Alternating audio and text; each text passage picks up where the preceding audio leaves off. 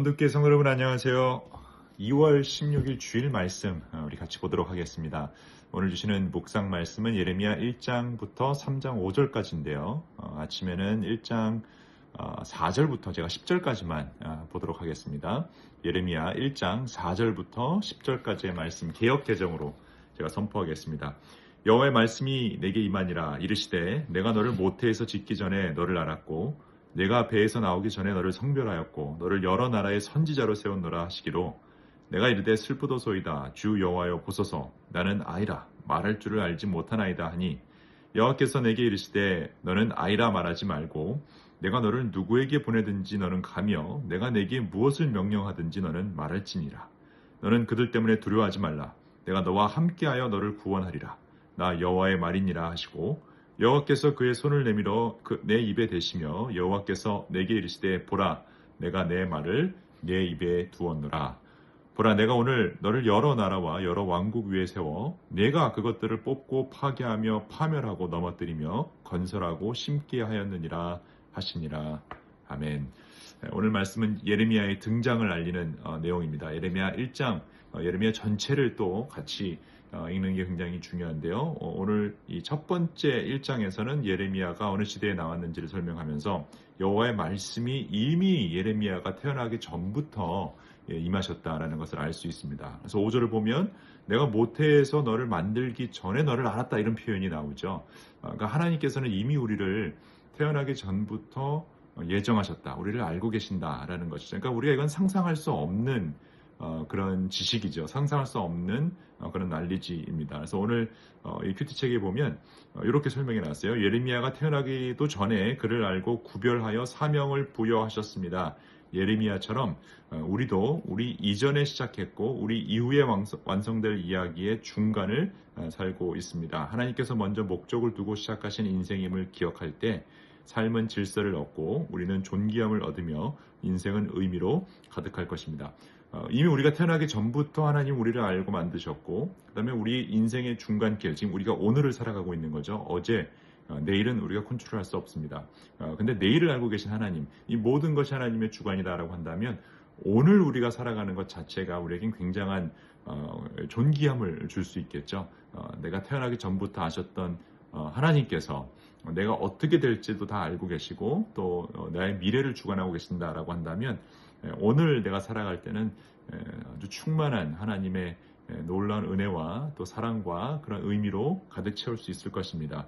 예레미야에게 어떤 사명을 주시기 전에 이런 확신을 먼저 주신 거예요. 왜냐하면 지금 예레미야가 해야 될 일들이 굉장히 두려울 수 있는 일들이기 때문이죠. 여러 나라에 가서 이스라엘 사람으로서 이스라엘 사람에게만 말씀을 선포하는 것이 아니라 여러 나라, 주위에 있는 강대국들한테 가서도 말씀을 선포하라. 지금 이런 말이기 때문이에요. 그래서 5절을 보면 내가 너를 모태에 짓기 전에 너를 알았고 내가 배에서 나오기 전에 너를 성별하였고 구별하였고 너를 여러 나라의 선지자로 세워놓으라 하시기로. 굉장히 두려운 도전입니다. 그때 이제 예레미야가 이렇게 얘기해요.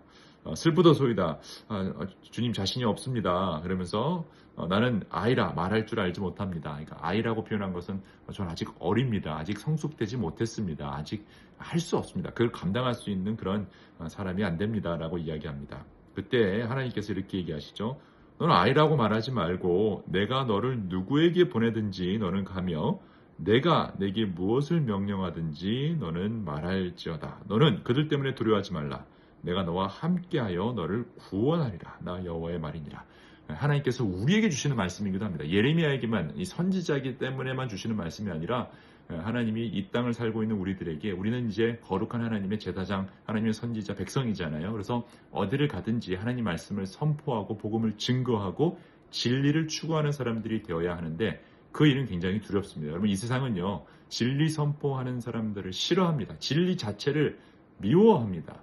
그렇기 때문에 하나님의 진리를 선포하면 이것이 잘못됐다라고 이야기하는 순간 저것이 잘못됐다라고 말하는 순간 우리는 공격당할 수밖에 없죠. 그리고 나보다 힘이 센 적어도 그렇게 보이는 그런 나라들 예레미야의 케이스는 그런 사람들 앞에서 진리를 선포한다. 있는 그대로의 말을 증언한다는 것은 굉장한 용기가 필요합니다.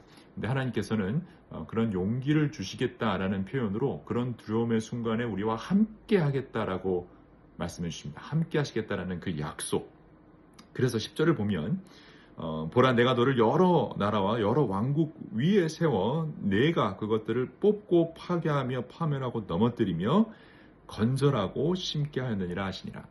그러니까 이 진리의 선포를 통해 무너져야 될 건 무너지고 파괴돼야 될 건 파괴되지만 거기서 끝나는 것이 아니라 다시 그것을 건설하고 심게 하는 일, 회복시키는 일도 하신다라는 거죠. 그 일을 위해서 하나님 우리를 부르셨다. 그러니까 마냥 좋은 게 좋은 거고 넘어갈 게 넘어가는 그런 삶을 살라고 부른 게 아니라 사실은 우리 모두는 하나님의 진리를 가지고 다니는, 진리를 캐리하고 다니는 사람들이죠. 그래서 단순히 우리가 은혜를 받고 나만 행복해지는 삶이 아니라 우리는 하나님의 그 선한 일을 하며 두 굿을 행해야 되는데 그 두 굿은 하나님만 선하신 분이고 하나님 하신 일을 우리가 해야 되고 하나님을 우리가 두려워할 줄 알아야 되기 때문에 진리를 선포함으로 우리에게 공격하는 모든 것들에 대해서 우리가 두려워하지 말고 담대하게 나아갈 수 있어야 된다. 이 말씀을 꼭 깨달을 수 있으면 좋겠습니다. 두려워할 만한 위협과 위험 속에서 함께 해주시겠다는 그 약속이 우리에게 제일 중요하죠. 하나님께서 그 두려움을 피하게 해주시는 것이 아니라 두려움 속에서 하나님 소명 주신 우리들에게 함께 해주심으로 우리가 능히 그 두려움을 넘어갈 수 있을 것이다. 그런 놀라운 용기를 받으시고 또 두려움을 이겨내시는 여러분 되시기를 주님의 이름으로 축원합니다. 기도하겠습니다.